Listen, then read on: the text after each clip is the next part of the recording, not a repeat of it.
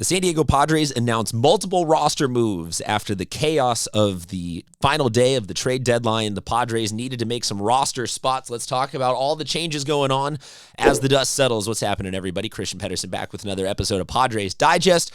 Hope you got a good night of sleep. Are able to rest, relax, digest everything that went on with the Padres. We got a lot of new names and faces to learn, but that also means that there are some people departing. So as we talk about all of this, drop a comment on what you think about the roster moves. And as always, if you could hit the subscribe button, it would be much appreciated. If not, no worries. I'm not going anywhere. I'm going to still be here blabbing about the Padres. All right, here is the main move today. So they have optioned Will Wagner, the new guy from the Blue Jays, son of Billy Wagner, to AAA El Paso, and then designated Trenton Brooks and Martin Maldonado for assignment. That is the out. The in is that this means that Ryan O'Hearn is going to stay on the squad, obviously. We've got Freddie Fermin, who's going to add to the catching depth in place of Maldonado. We've got a couple of other pieces moving in all directions, but this is the main one where this seems to be like a pretty solid of we are not going to see these guys back this year. Obviously, designated for assignment means that you are adios, and I think that Will Wagner is probably going to be left in the minors for the remainder of the season to just develop. So that being said, let's look at all of this. The Freddie Fermin is maybe the key piece here of, is he an upgrade or isn't he an upgrade over Martin Maldonado? Here are the offensive stats for Fermin as of right now. He is an upgrade over Maldonado.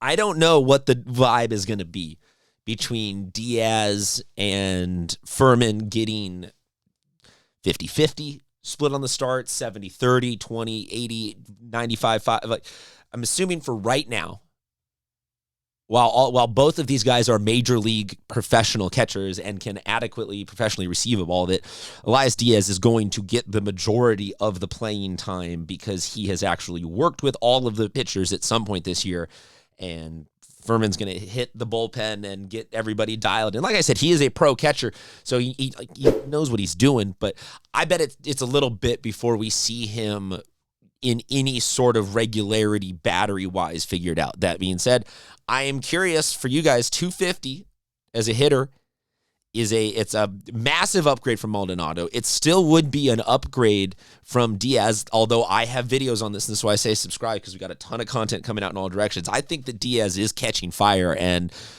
probably will end up, Diaz's numbers by the end of the season will probably end up looking pretty similar to this.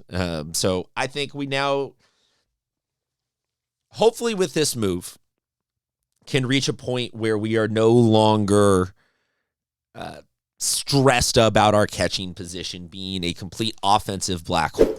We did not go add a Sean Murphy. We did not add a Langoliers. We did not add somebody that like inserts pop into the catching position. But that being said, we added other spots that fix other parts of the lineup. So really, if we look out and it's 1 through 8 with then a Fermin or Diaz at the 9, I lean towards that's a beyond competitive team. That's a borderline on if everybody's.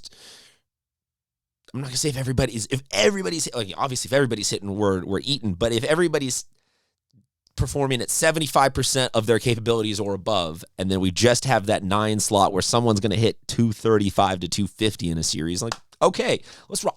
I roll to any.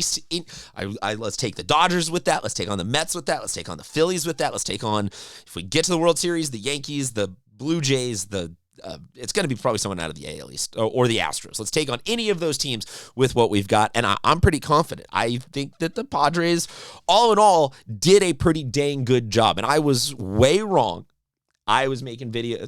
Obviously, my job is to make content, so sometimes you got to meander in all directions. But I'll admit, I was way, way wrong on the totality of moves and how many were going to get done and who was going to get traded and dealt. So, going back to this, the designating of Trenton Brooks means that we are looking at probably the 1-to-1 is that Ramon Liriano is the replacement there, and his numbers are.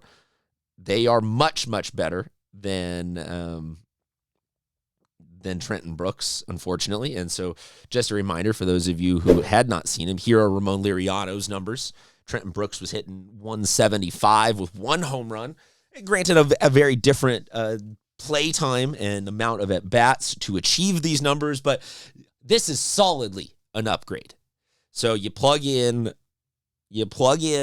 just for the sake of that one tweet I was showing you, where you with Trenton Brooks being replaced 1-to-1 with Liriano, these numbers are massive upgrades. Then I think you can also take a look at Ryan O'Hearn. If we're just looking at just the numbers of the people involved in that tweet, I would assume that you give, quote unquote, the spot for Wagner to O'Hearn, and this is another fantastic offensive addition. And the TLDR of all the deals is that everything is a net positive, I believe. I don't see anybody in this group here that we look at and go, oh my gosh, like the Padres are missing it. Trenton Brooks is a fun story as a Granite Hills kid. There have been a couple of San Diegans on the team this year. I obviously have been pro, let's go get Spencer Jones and Mickey Moniak and bring all the dudes back to SD. It feel good, sure. Is good for the Padres? No. I can be an adult about it and say that like the being from San Diego angle should not override and supersede the quality of a player. So moved these 3 pieces out. Will we see Will Wagner this season? Yeah, no, that is not for me to know.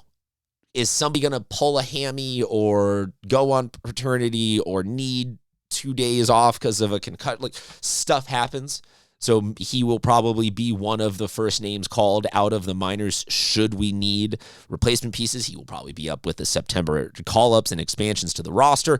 So, like, we will see him again, but I don't think that him going down, being optioned to AAA, is a actual demotion. That's just as you saw, big numbers, big names, guys who are being plugged into play every day have been added to the roster. So we got to put some of these people somewhere. But I do think that he is a piece of the long-term equation, a la he becomes the new Tyler Wade, he becomes the new Jose Iglesias. Like, as some of those background pieces move on in the coming years, I think will unless he's, again, dealt by AJ, because AJ is a crazy person. But I think if we don't, like, we won't, I don't think we'll see Trenton Brooks or Martin Maldonado up on the Major League squad ever again. I do think that Will Wagner will eventually work his way back into the Padres starting lineup. Let me know, though, what you think on all of these. It seems like with these moves now, the dust has settled. We're going to get some, I bet we get some pitching, finessing and shenanigans and changing, because we added 2 lefties into the rotation. I bet one of those ends up out. There will be more change, but for right now, this is the last pieces of the trade deadline day craziness coming to a close. Let me know what you think on all these moves, on the other Padres moves, or stuff that you guys want to talk about. And like I said at the beginning, if you could hit the subscribe button, it would be much appreciated. If not, no worries. We'll be here talking baseball all season long.